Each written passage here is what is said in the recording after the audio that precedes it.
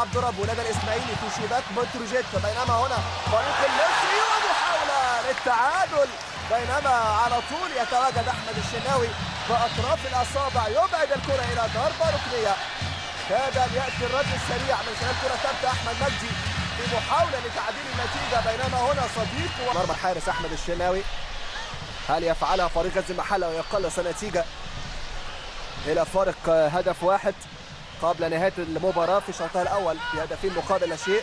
هدف بالتاكيد سيكون بمثابه هدف معنوي من اجل عوده الفريق مره اخرى من جديد، وتصويبه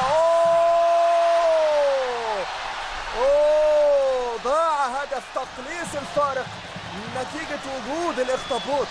انه الاخطبوط يسيطر على كل الخيوط ويغلق كل الخطوط، انه الاخطبوط بالتأكيد.